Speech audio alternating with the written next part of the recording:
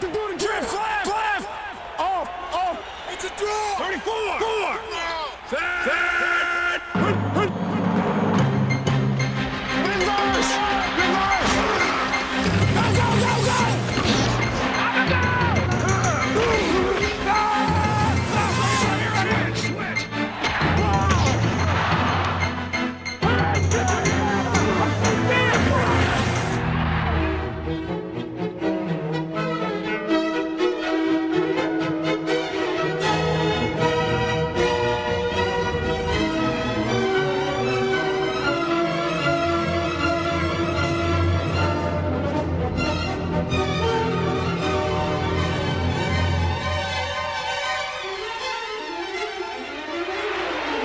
With a moderate drop, throws across the middle, caught! Cutting back, going to the corner. Breaks another tackle, he's caught! He's going to 30, the 20! Down the sidelines, he's going to go all the way! He has some open field, still on his feet at the 5, still going to the goal line. Spins around, he's gone all the way for a touchdown! Rob, are they holding you? 40, Bacon's all over. Don't let them hold you. Yes, sir. Don't let them hold you. Come on, don't lose your poise out here. Don't lose your poise. Joe, don't get in any fights out there. Hey, Ricky, come here. I want to tell you something. Come here. Now listen to me real quick. I don't care. I'll tell you, you get in a fight and you get thrown out of the scared, you're going home for good, okay? Just so you know. Come on, right here we win it, man. Right on the front lines. Right in the middle's where we win it. Right here's where we find out whether we're champs.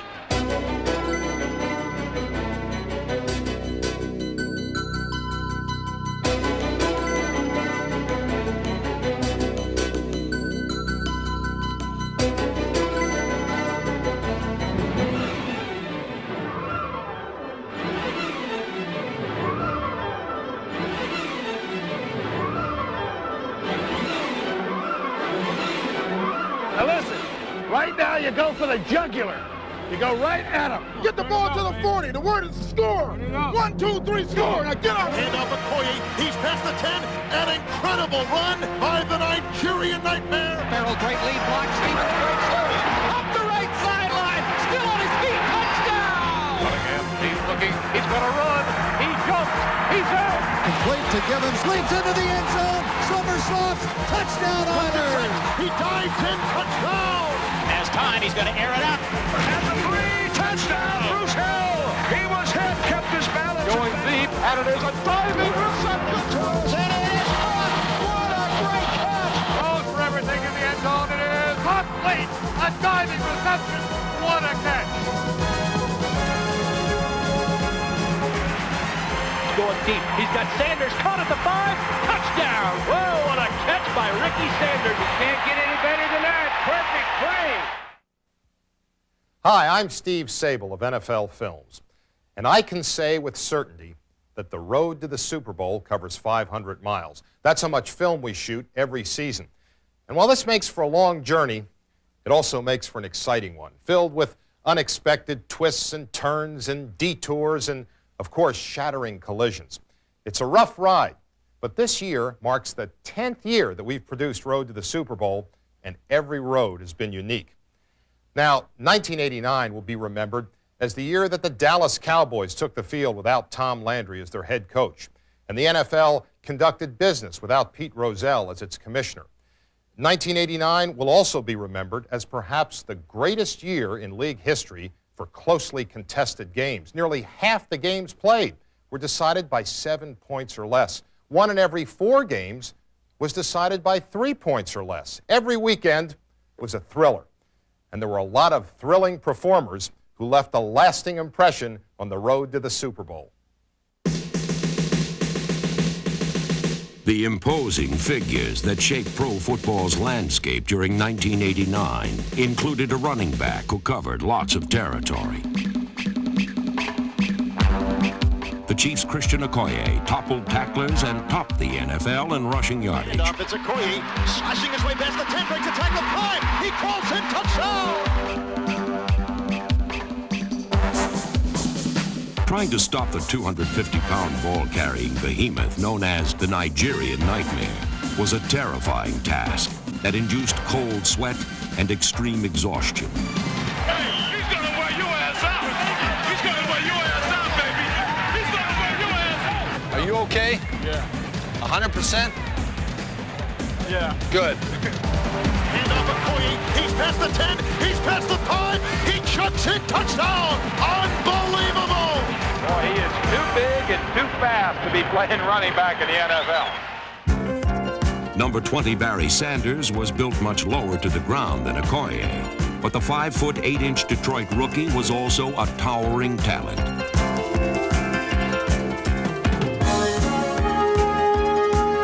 This compact model sparkled in every NFL showroom he appeared in, and his ability to shift gears in heavy traffic made him the NFC's leading rusher.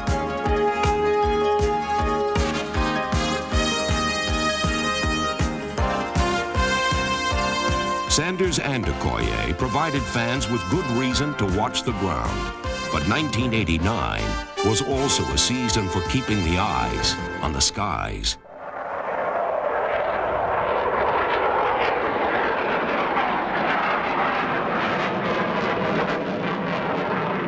It was the year of the receiver, and when pass catchers weren't blasting off in a blaze of glory, they were crashing to earth in a ball of fire.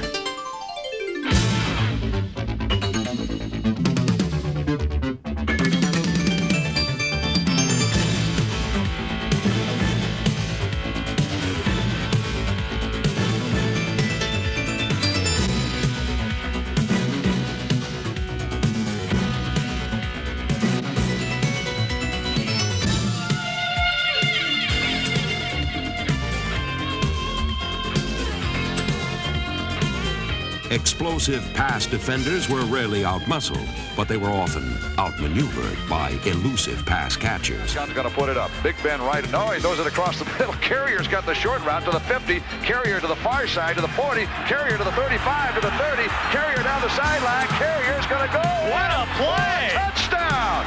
Is that incredible? Jack drops straight back, looks, throws to the sideline. It's caught by Rison. Rison is hit, struggles, trying to get back, reverses, comes to the near side, breaks it back up the sideline, out of bounds. Touchdown! He didn't go out of bounds. Rison scores! With fine receivers at his fingertips, Don Majkowski showed a magic touch, and the Green Bay Packers materialized into one of the NFL's most exciting teams.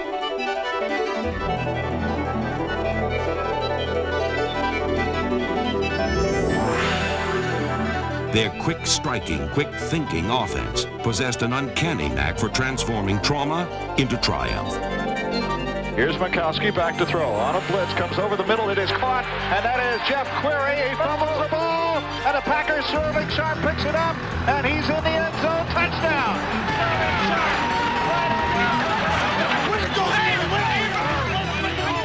Behind magical Don Majkowski and marvelous Sterling Sharp, the Pack made history by winning 4 one-point games. That is big time! Big-time performances typified a campaign that saw 20 NFL pass catchers total over 1,000 yards receiving, more than in the previous 2 seasons combined.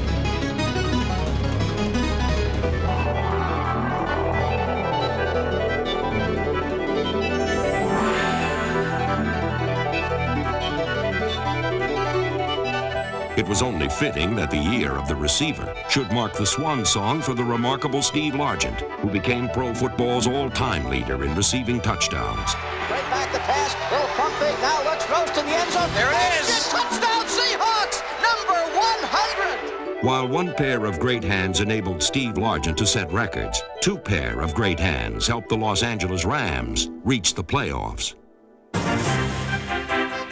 Number 83, Willie Flipper Anderson, and Henry Ellard, number 80, formed a talented tandem that enabled the Rams to score more points than any team in the NFL except San Francisco.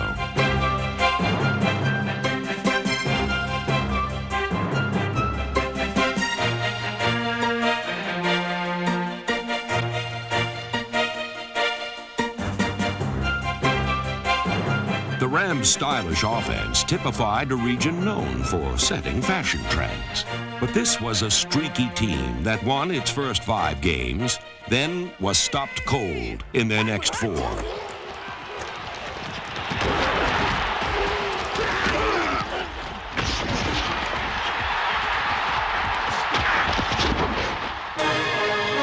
Eventually, the Rams regained altitude. Flipper Anderson's NFL single-game record of 336 receiving yards helped L.A. beat the Saints. 6 wins in their final 7 contests thrust the Rams into the wild card playoff round against the Eagles. Come on, Kruger! Oh, yeah! Come on, baby! Hey, we gotta punch him in the face, baby!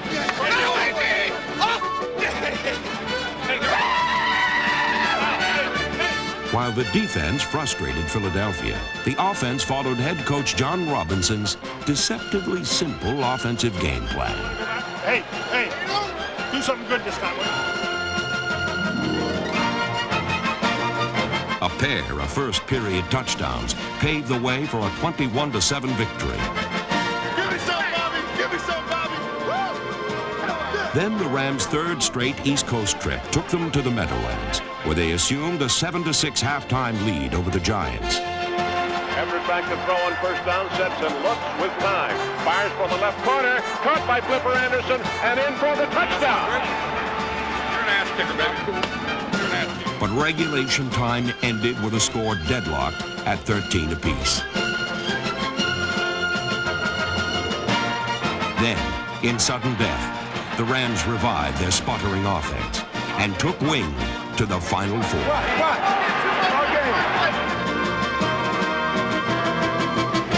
to throw, Everett set, fires up the right side for Flipper Anderson. Caught for the touchdown, and the Rams win it. Flipper Anderson beat the coverage up the sideline and caught it, a 30-yard strike, as the Rams win it ahead for the NFC Championship against the 49ers. For the 1989 Los Angeles Rams, the aerial route proved to be the smoothest and surest way to travel the road to the Super Bowl.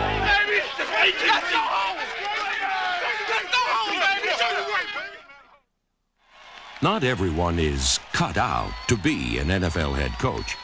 While a departed Tom Landry achieved larger-than-life status, others were lucky to maintain an even keel. Some coaches went down in 1989. But there were those who rose to the occasion. Lindy Infante led the Packers to their best record since 1972. And while Art Shell restored pride and poise to the Raiders, Marty Schottenheimer was revitalizing the Chiefs. Refuse to be blocked. Refuse to be blocked, whether it's one guy, 2 guys, refuse to be blocked, and then you'll get it done. Now let's go.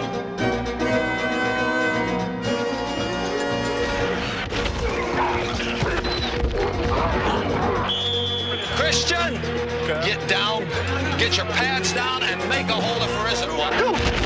The hard-charging styles of Christian Okoye and the AFC's top-rated defense reflected Schottenheimer's no-nonsense approach. Rob, are they holding you? 40 Bates is all over. Don't let them hold you. Yes, sir. Don't let them hold you. Where's your sense of humor? We got my sense of humor is during the week, not on Sunday. Oh, it really works. Every coach's sense of humor disappeared with the snap of the ball.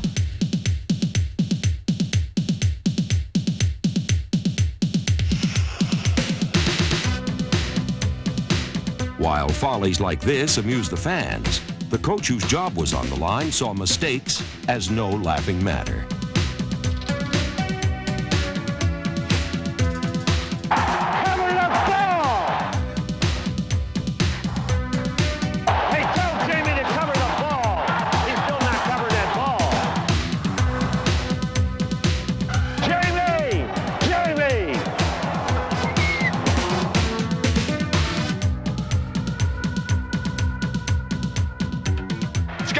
He caught it, for God's sakes.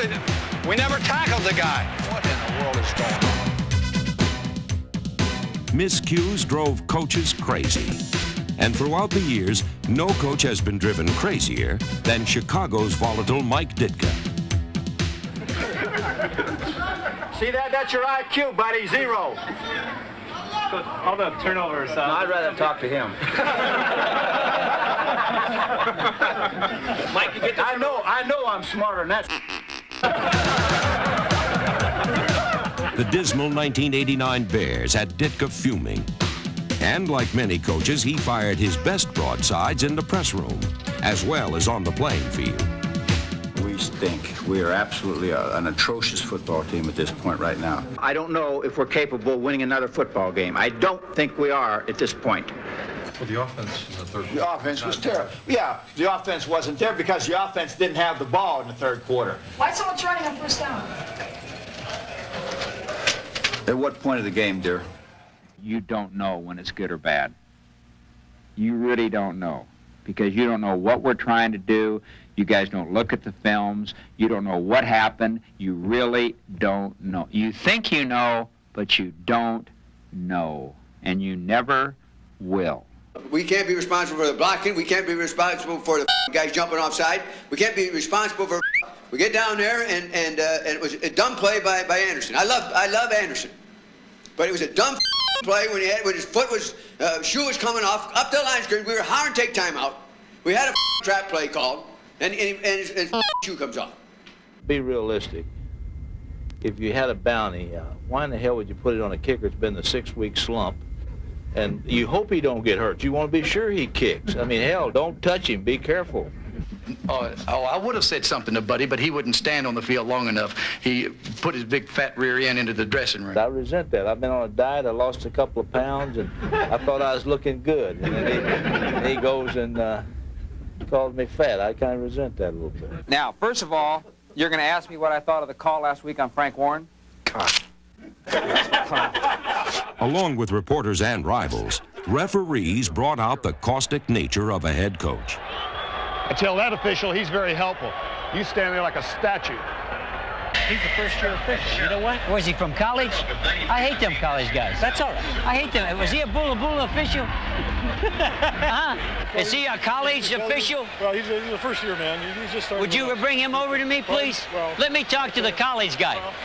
I hate college guys. Okay. This isn't college. You're not at a home conference. I understand. This is NFL, which stands for not for long when you make them calls. Well, I'll be selling groceries. No! No! You're talking about nothing. No way! No, hey, this damn foot there. No way!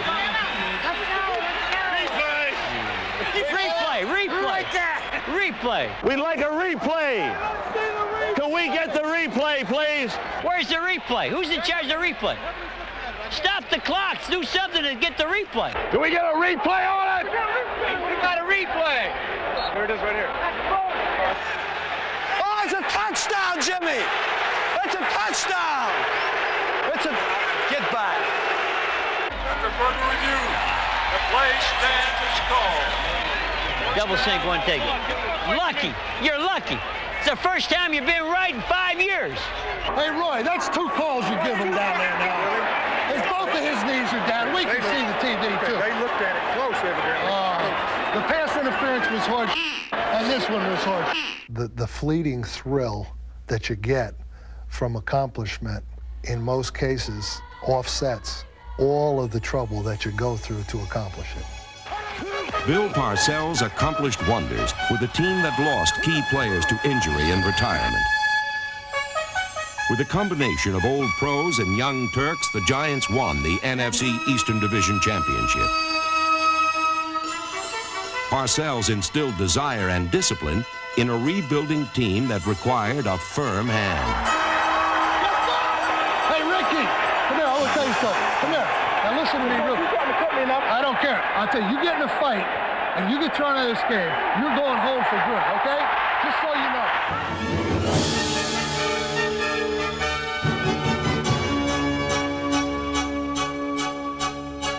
The success of the New York Giants demonstrates why men like Bill Parcells persevere at a job where winning can't be achieved without sacrifice.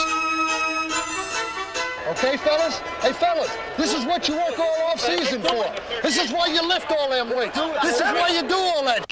Settle down. We got to come back and win the game now. And this is where you win the game, right here. If we can get a first down, the game's over. Oh, boy. This is big.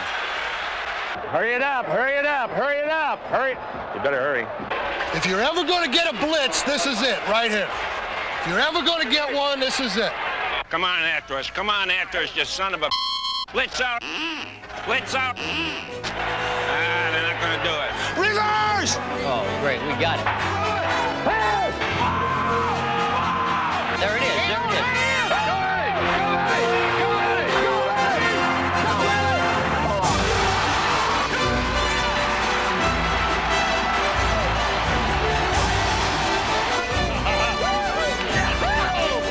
For every coach who traveled the road to the Super Bowl in 1989, there were moments that made this difficult journey worthwhile.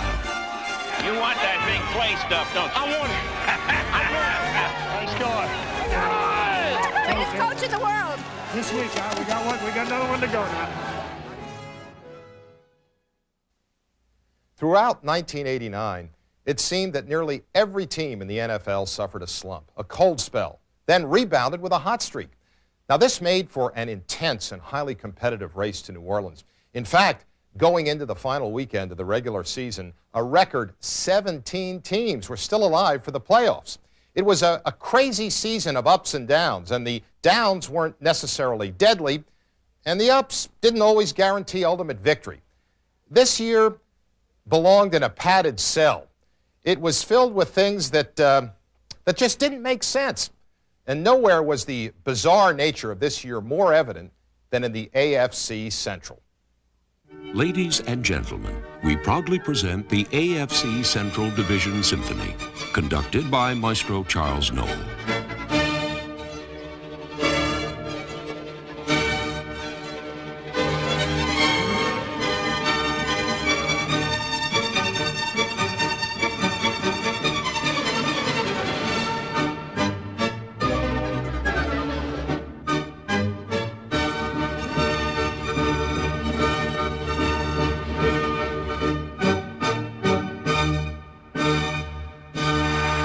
The men of the AFC Central had reason to be pleased with their performance in 1989.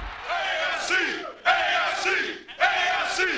What other division had a quartet of quarterbacks named Bubby, Boomer, Bernie, and Moon? It sounded like a law firm. Bernie Kosar of the Cleveland Browns was an expert at cross-examining a defense.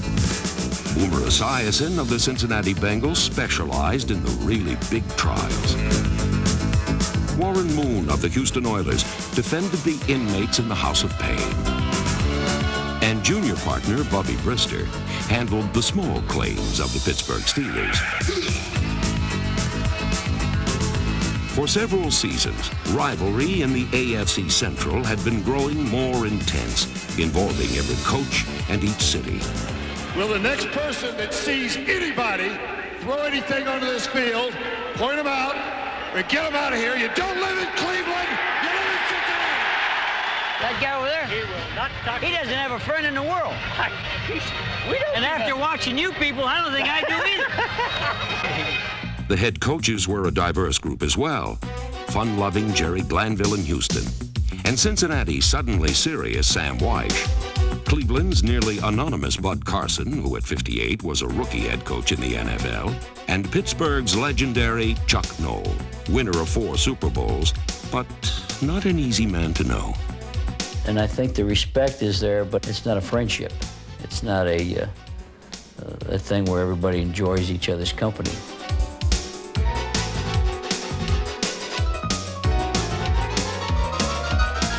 You gotta fight, scrap, you gotta defend yourself. People wonder why you play like this over here, because the other team will kill you. They'll hit you in the mouth. If you don't hit them back, they're gonna hit you twice next play. Even Cincinnati's joined in, where they used to be finesse and skill, and now they're even fighting back. And the 3 most penalized teams are right here, all in the AFC Central. We have the legal formation. The offense was not set. We have 12 men on the defense. We have a personal foul roughing the quarterback defense. And we have a personal foul, number 78, late hit, Cincinnati. You guys have 30 minutes. to make them pay for everything that happened in that first half, to regain 3 points that were ripped off from you in the first half, and to kick their ass. If you're a man, you'll do it because you got a better team. Let's go! The Bengals were defending champions of the AFC Central, and now even the conservative Cleveland Browns were emulating their wide-open style.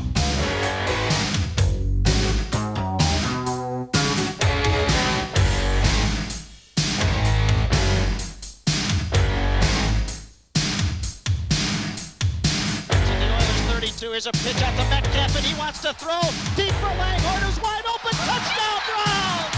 It's science fiction. Science fiction was a good way to describe Cleveland's dog pound, Houston's house of pain,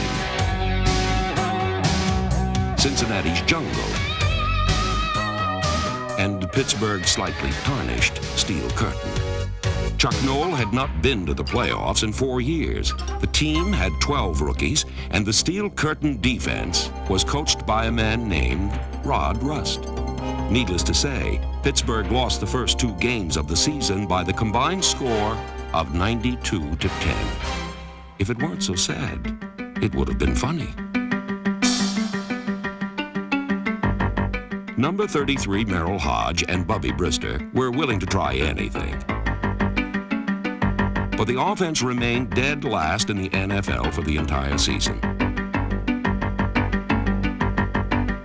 Bubby wasn't bragging, but his team hung tough, beating Miami in the rain and barely losing to Houston in the snow.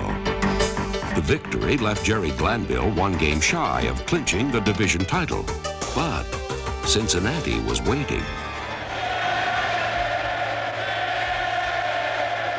Let's go, man. We could blow this game wide open. We can beat him by 3 touchdowns. You got his ass, Eddie Brown! Fires down in the end zone. Intended for Eddie Brown. Touchdown!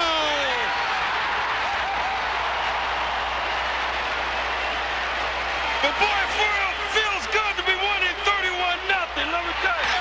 And the Bengals pouring it on, now lead the Oilers 44-0. They were cocky and doing all their talking, and their coach doing all of his talking and all, and they got humiliated. We're going right for their jugular, and we weren't going to reset our heel either. Really, I mean, you can only be so stupid, but they have exceeded the limits here somehow. You know, they're a team with no discipline.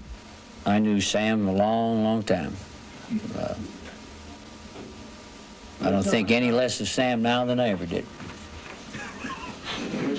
The following week, Bud Carson and the Browns beat Houston, earning Cleveland the division title and placing every AFC Central team in the playoffs except one.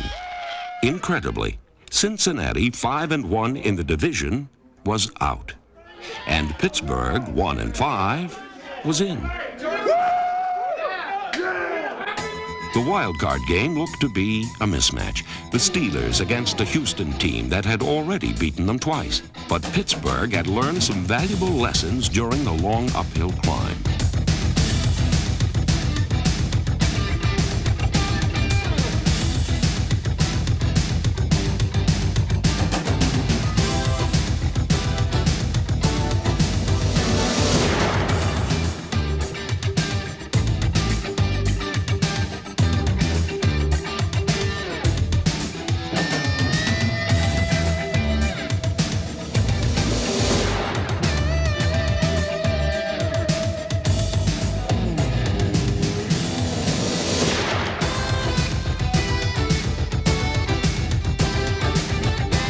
Maestro Charles Noll had orchestrated another masterpiece. A 26-23 overtime upset over a formerly brash team that in 3 weeks lost to all 3 of their Central Division rivals. It cost a good man his job. It's well documented what he's done for the city of Houston with the ill and the homeless. I wish both of them the best of luck. Glanville left the division on his way to coach the Atlanta Falcons as Cleveland carried the colors of the AFC Central into a battle against the Buffalo Bills. Their peers would have been proud of the head knocking. These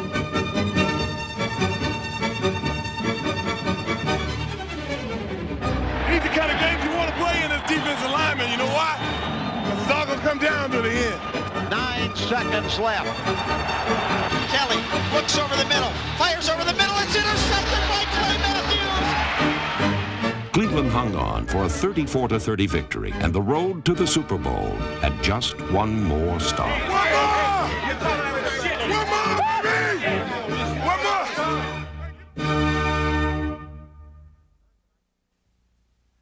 During the 1980s, the Denver Broncos and the San Francisco 49ers have won the most championships in their respective conferences. In 1989, Denver improved its running game and its defense and posted the best record in the AFC. And as for the 49ers, well, you start with Joe Montana. He's certainly the player of the decade and maybe the greatest quarterback of all time. And he's got those two all-pro receivers, Jerry Rice and John Taylor. Giving those guys to Montana is like arming Superman with a set of brass knuckles. In an age of parity, the 49ers proved it's still possible to put together a dominant team. On the road to Super Bowl 24, Joe Montana never took a false step and scaled the heights of greatness.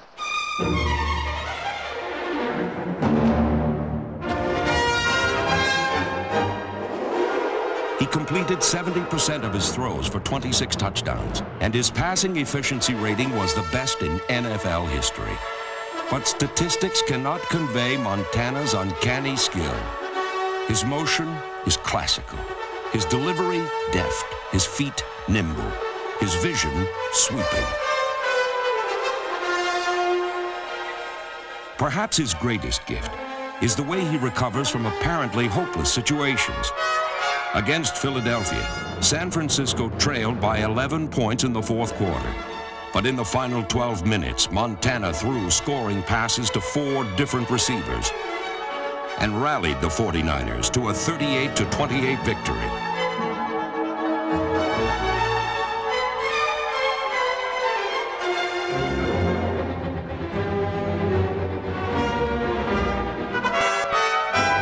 Our lights were never totally turned out, and as long as they're not totally out, you know, and they aren't with this ball club. I think we've shown that a number of times. And Joe just, you know, it's just vintage. I mean, he just keeps getting better and better. And obviously we're very, very fortunate to have a quarterback with his skills and his determination and his leadership ability. Under George Seifert's leadership, the defending Super Bowl champions never lost their hunger and remained feisty competitors, playing with an intensity that made Seifert the winningest rookie head coach in NFL history.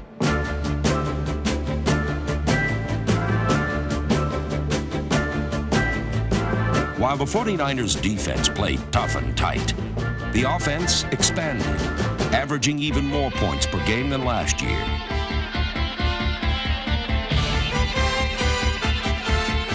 Jerry Rice again led the team and the league in yards gained receiving.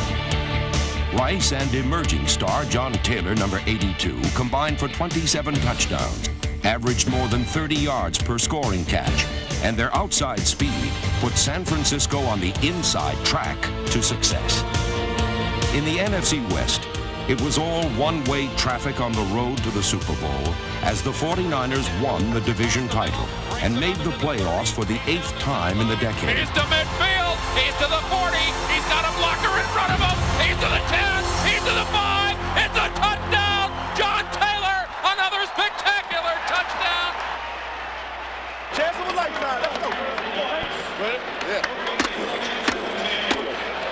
Today, for the 3rd straight season, the Vikings battle the 49ers here at Candlestick Park in the NFC Divisional Playoffs. The 49ers in the league's top offense against the Vikings in the #1 defense. The survivor reaches the NFL's Final Four.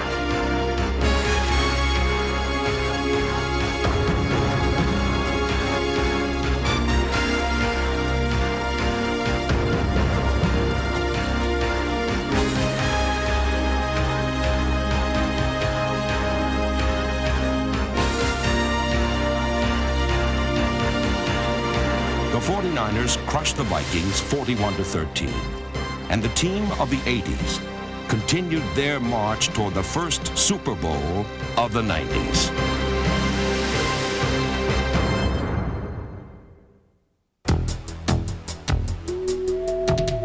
In 1989, the Denver Broncos were no longer a kindler, gentler team.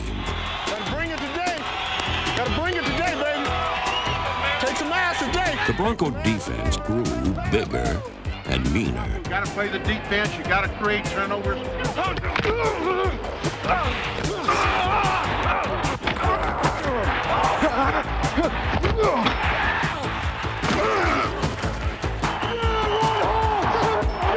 There was also more muscle on offense. Head coach Dan Reeves weeded out the weaklings and sculpted an undersized offensive line into overpowering blockers.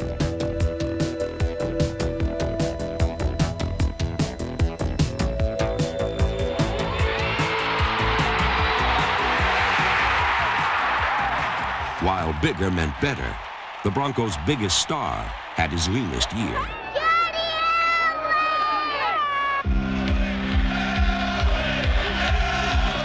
John Elway, more often jeered than cheered, did not have a super season. But rookie running back Bobby Humphrey did. And he gave the Broncos a set of legs as powerful as Elway's arm.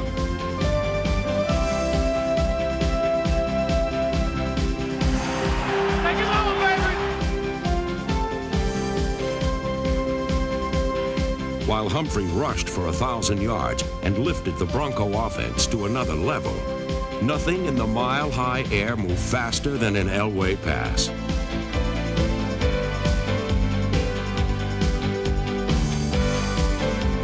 Although Elway's statistics were poor, he has never led a team so rich in talent or better balance. Still, the scales of victory were often tipped by one pull of his right arm. Elway is back, hops up in the pocket, throwing it to the end zone for Vance Johnson, and he has got it for a touchdown. The Broncos were no longer a one-man show when the defense took center stage. We got Will Bullets 5. Will Bullets. Hey, watch the screen. Watch the screen. OT, OT. Once the weak sisters of this team, They're coming strong, baby. the Bronco defense became the Big Brothers and led the charge to the playoffs. They allowed the fewest points in the NFL. And every starter on defense had at least one sack or interception as Denver led the conference in takeaways.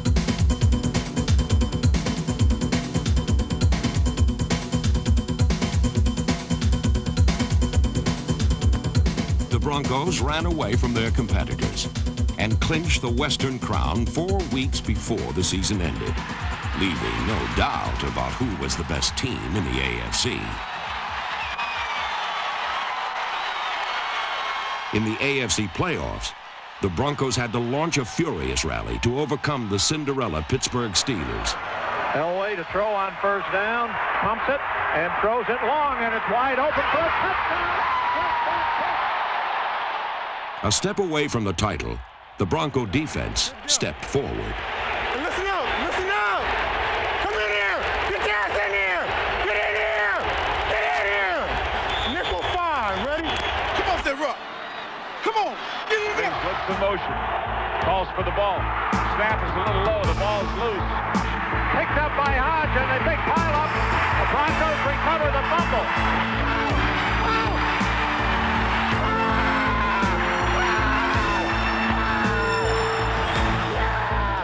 Victory brought the Denver Broncos to the championship game for the third time in 4 years.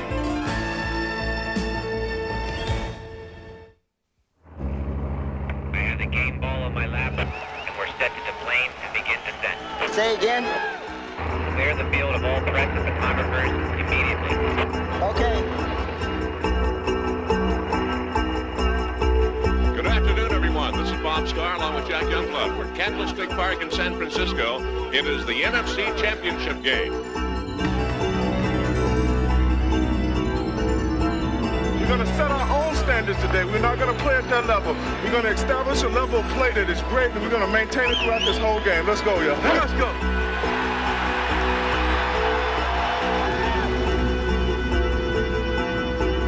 Okay, Joe. Okay, baby. Let's go. Woo.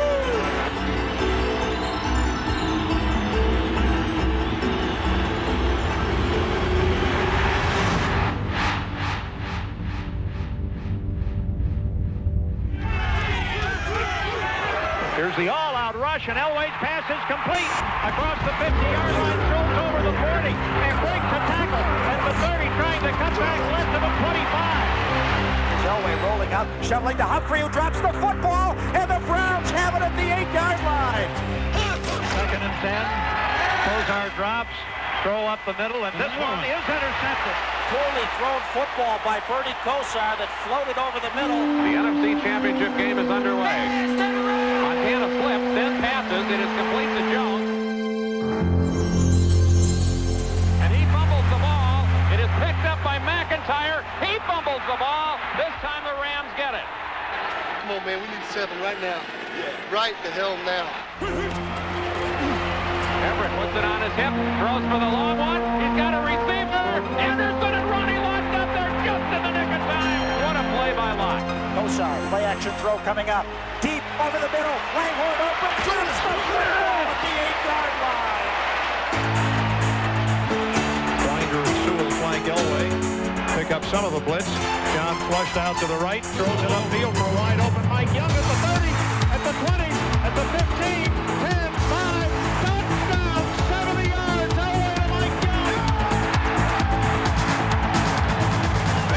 To the left against Durbin. Montana steps back, throws for the end zone. Touchdown,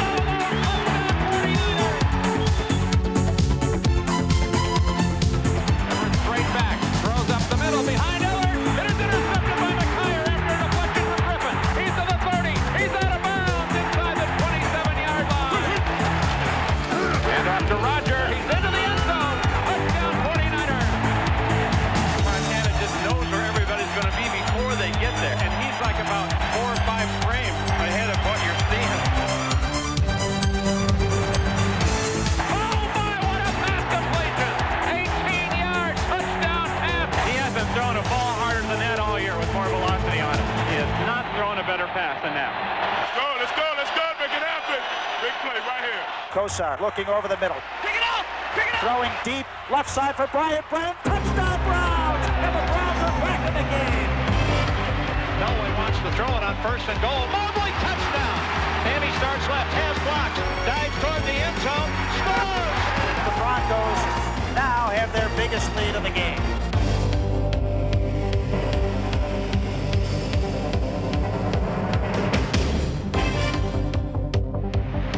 Caught in the end zone for a touchdown! A remarkable catch by Brian Brennan, and you won't see a better effort by anyone.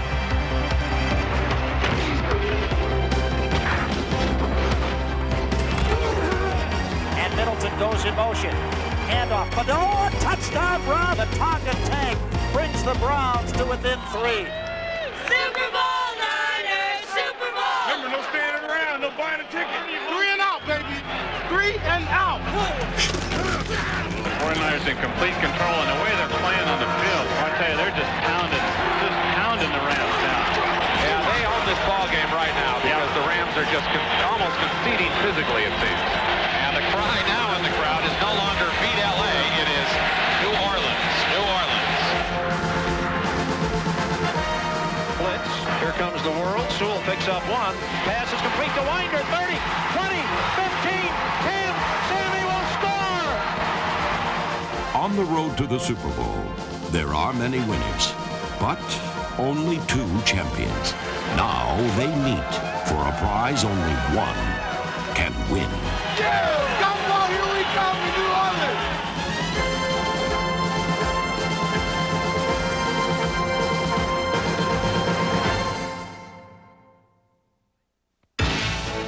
オレンジのユニフォームがデンバーブロンコス、オレンジクラッシュ、強力なディフェンスを持ちましてこのスーパーボウルまで駒を進めました。サンフランシスコ 49ers、こちらの方はやはりエースクォーターバックジョー・モンタナです。モンタナからライス。Est-ce que John Elway peut mener son équipe à la victoire? Est-ce qu'il a les outils nécessaires pour le faire? E ovviamente tutto il peso di questo va sulla difesa nel fermare Joe Montana. There are an awful lot of people who will be up till the very, very early hours of this morning in Ireland in Irish time. Ja, god kväll! Sverige, Norge, Danmark. Här är det Super Bowl från Louisiana Superdome i New Orleans.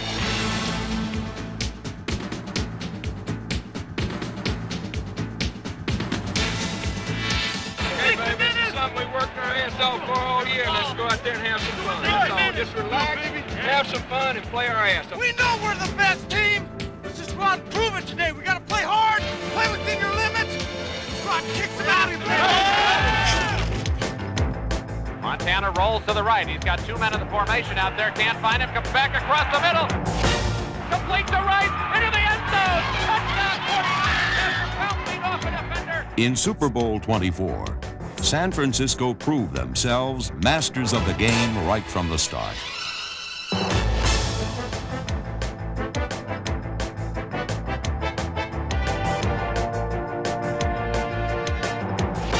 Montana rolls to his right, throws to Brent Jones. Great catch. He's into the end zone. Touchdown 49ers. At the heart of the 49ers' domination was a flawless game plan. A steady rhythm of plays drummed out against an overmatched opponent. Leading 13-3 early in the second quarter, the Niners unleashed Tom Rathman, who sustained the beat all the way to the end zone.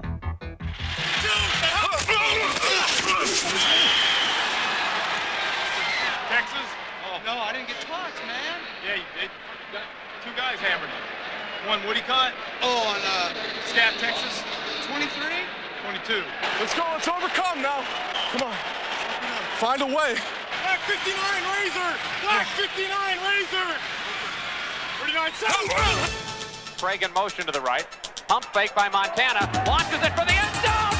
Jerry Rice. Oh, what a catch by Rice. With 40 seconds left in the half, the game's deadliest passer hit the game's most lethal receiver. 30 minutes separated San Francisco from its greatest victory and Denver from its darkest defeat.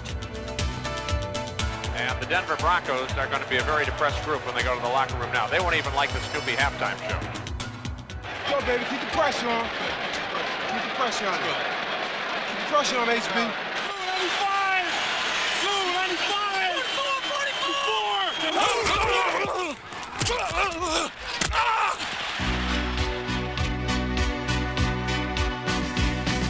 In the final 30 minutes, the 49ers completed the biggest land grab since the Louisiana Purchase. They left their footprints on every square inch of the Superdome, gained a stranglehold on the word excellence, and by game's end, the team of the 80s had stamped their imprint on pro football history. Montana drops back to throw, looks over the field, goes for the end zone. Jerry Rice, touchdown 49ers! The Bay Area may begin its celebration earlier than anticipated. Post pattern down the middle, and Montana spotting those safeties wide again, got it to it.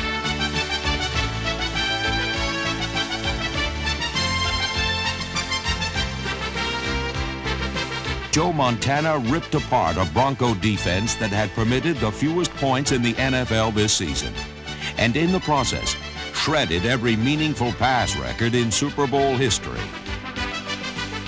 Come on, we ain't gonna lay down. Let's go, baby. With the greatest of ease, the 49ers turned the NFL's biggest game into the Big Easy. Unbelievable.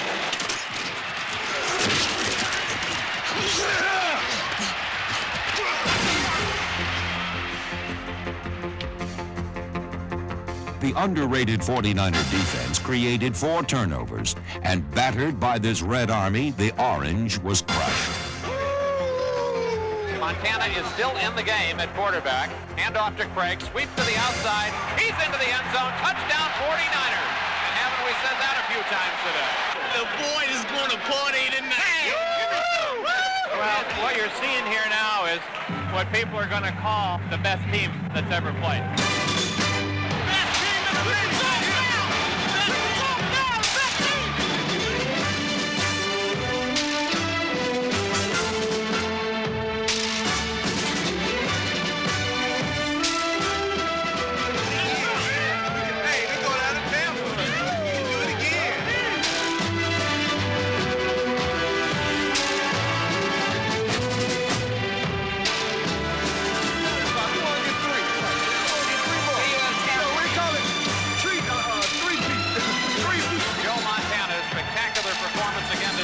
very well be his third Super Bowl MVP award. Congratulations for everything.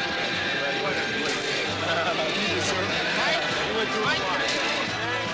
Thank you very much. Thank you. I'll tell you what, man.